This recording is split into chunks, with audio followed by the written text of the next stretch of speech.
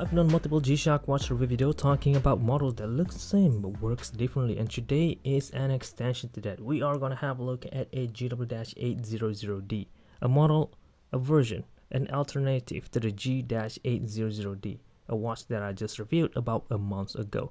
This is basically a JDM version of that, where it is now, instead of dual illuminator, we'll have solar powered and Waveceptor built in. But since this watch is old, which is released in 2006, literally 15 years ago, we only limited to multiband 5. Casio already listed down all 5 signals that this watch will receive on the top right corner. Basically, depending on where you live or which signal that you receive, different segment of that part will light on, which allows your watch to look differently from one another, again depending on where you live, which is a neat concept. In my case, however, as you guys could see, none of the segment lights up because I live in a place that didn't receive any Waveceptor signal, thus this is how it looked like. But as any other Waveceptor model, you could always manually receive the signals, specifically the JDM 40 and 60 kHz ones, okay? If you are a loyal viewer to the channel, you've probably already seen something like this before called the GW-850 or again G-800D. There's also other versions of this called the G810 or even the Golfmaster that uses similar concept, except this one is again GW-800D called the G Metal series, which is pretty nice. It didn't have a lot of functions to begin with as any other entry-level solar-powered G-Shock watch, especially in 2006, but in Casio words, that is totally revolutionary already. Again, that's probably because of that multiband 5 Waveceptor signal receiver built in here, because prior to that, most G-Shock watch could only receive 2 to 3 type of signal.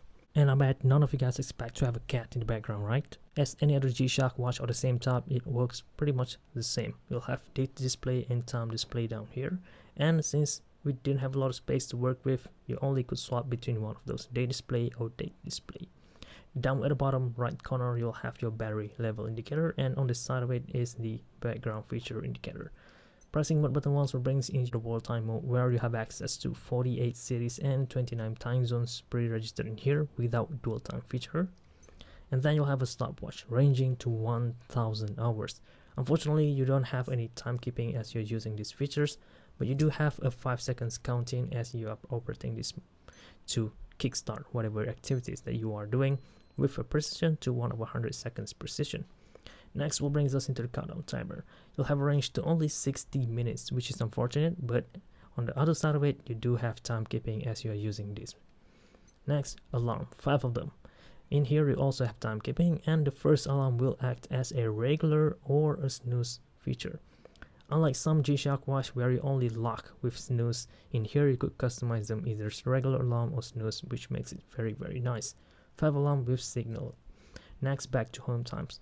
Overall, this watch didn't have a lot of functions, and to see all of them, just press these 3 buttons at the same time and now you have them. Daylight saving time indicator, auto light, in this case full auto light, where the watch will use the solar panel as a sensor, where it will detect presence of light and then determine whether the EL should be turned on or not, which is a really simple but genius concept. And I guess that will summarize all the functions that this model have, which is not a lot, but Casio does balance it out with the body constructions. Considering the age, the price of this model will only gonna cost you around 50 to 100 bucks this day, which means you really got a lot of values in terms of constructions, because you cannot get similar build at the same price range if you were gonna get a new release models. First and foremost, you'll have mirror glass, which is guarded with a metal bezel around it, which usually will act as a ground to the circuit board inside, so that's really cool actually.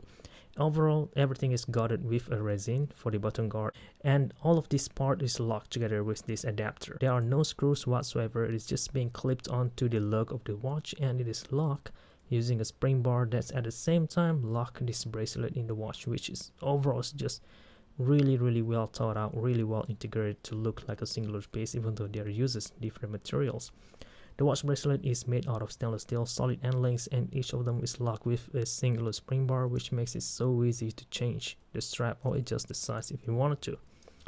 The size of the lug is around 16 millimeters, but keep in mind the shape of it is so odd, so it's gonna be pretty tricky if you want to customize them. The colorway in this case is just mostly gray, and this part looks to me like it is brown colorway. I don't know why they do so, but it looks kind of good because it is matte finish. It works fine for me. Depending on your wrist size, in my case 15 centimeters, it will wear differently. In my case, it wear just nice. I'm pretty sure a lot of you guys gonna appreciate the look of it because it has all the curve without disregarding all the edges as well, which makes a G-Shock a G-Shock. Looks tough at the same time, really simple. I like this fit a lot, although I'm not a fan of this model, though I'm sure some of you guys are.